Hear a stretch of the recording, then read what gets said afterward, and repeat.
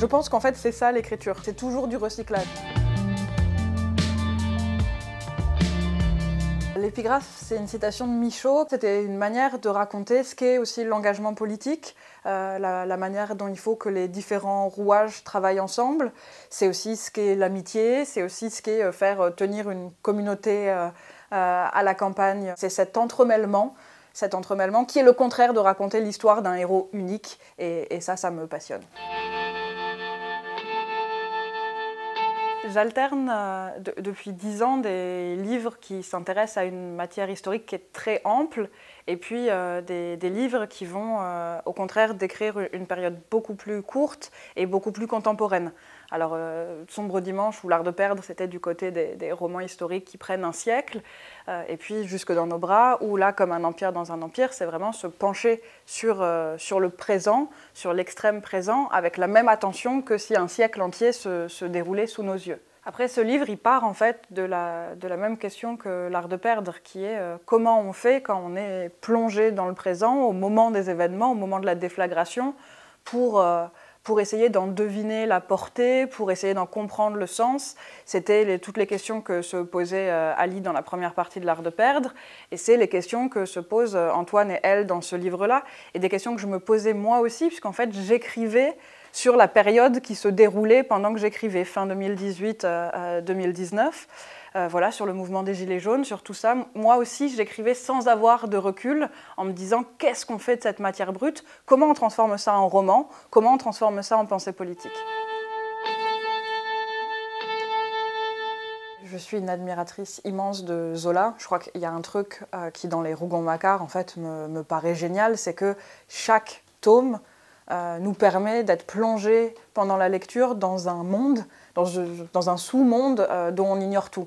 Si je lis les Rougon-Macquart, je peux être vendeuse de grands magasins, je peux être curé, je peux être banquier, je peux être mineur, je peux être peintre impressionniste. Et c'est vrai que c'est ce que j'ai envie aussi de faire avec mes livres, quoi, de pouvoir présenter aux lecteurs et aux lectrices des mondes qu'ils ne connaissent pas forcément ou mal, et de dire, bah voilà, le temps d'une lecture, on peut être ça. Faire de la politique pour les différents personnages du livre, ça ne veut pas dire la même chose. Antoine, il est assistant parlementaire. Pour lui, ça veut dire travailler à l'Assemblée nationale, travailler avec un député, être du côté de la politique de métier. Pour elle, qui est aqueuse, ça va vouloir dire se battre en ligne pour conserver une liberté du territoire.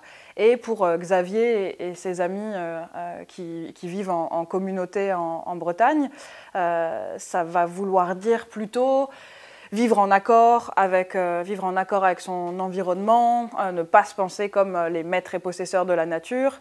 Mais ils ont tous des points communs, malgré les formes très différentes que prend la politique. D'abord, ce questionnement tout le temps de savoir est-ce que j'en fais assez ? Est-ce que j'ai choisi la bonne cause ? Est-ce que j'en fais assez ? Est-ce que l'ennemi n'est pas trop grand pour être défait ? Et un de leurs autres points communs, une des choses qui m'intéressait, je pense, le plus, c'est que je n'ai pas voulu prendre des grands héros solitaires. Antoine, elle et Xavier, ils sont interdépendants. Il y a une grande question de la division en fait, du travail, de l'engagement, et comment ça lie les personnages ensemble. Et c'était ça que je voulais raconter, en fait, comment leur vie se mêle malgré toutes les différences.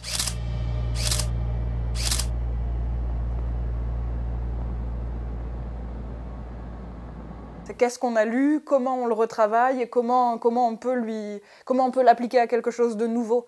Là, par exemple, dans Comme un empire, si je prends le passé simple, qui est vraiment un truc du roman classique, mais que je l'applique à une hackeuse, qu'est-ce que ça fait ? Ça ne fera pas du tout la même chose que si je prends le passé simple au XIXe siècle pour l'appliquer à un aristocrate.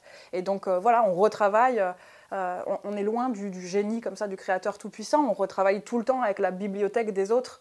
Et c'est un exercice oui, de transmission que je trouve très très beau.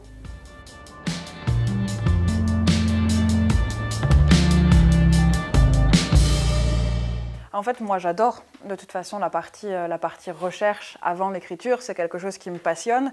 Et là c'est vrai que comme mon matériau était au présent, C'était pas juste lire des livres, quoi. Je pouvais faire quelque chose aujourd'hui pour écrire. Donc ça voulait dire par exemple aller à l'Assemblée nationale, visiter les bureaux, rôder dans les couloirs, voir comment les députés se regardent entre eux quand ils se croisent et observer ces mini-westerns dans les couloirs du Palais Bourbon. C'était formidable.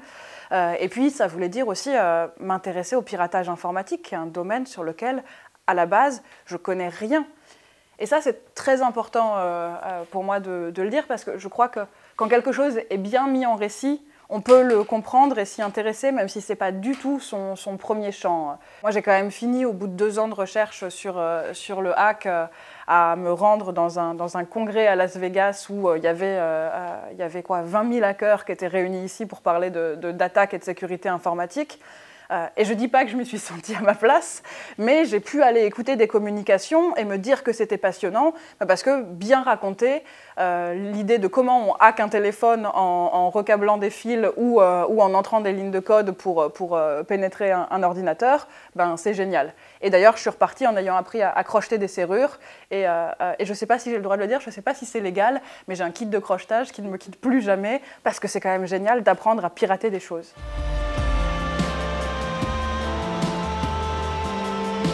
On n'a jamais dit que j'étais banale, Dieu m'en préserve, avait dit un jour le député pour lequel travaillait Antoine.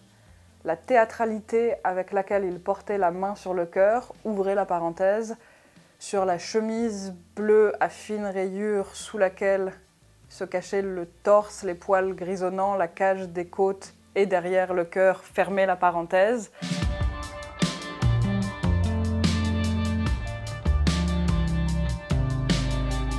Parfois, je me dis, j'aimerais que les lecteurs et les lectrices me disent on est vraiment désolé de ne pas avoir pu être là pendant l'écriture. Parce que les retours positifs, ils arrivent trop tard. J'ai fini de l'écrire, le livre. Je me suis battue toute seule pour réussir à faire mes scènes. Et parfois, je me dis, c'est terrible ce décalage, quoi. Parfois, j'ai ce rêve comme ça, complètement fou, qu'on réussisse à le surmonter, mais c'est absurde. Et c'est pas une question, donc je suis pas du tout en train de répondre à la question. Je suis partie toute seule dans mon petit sentier sous les bois, là.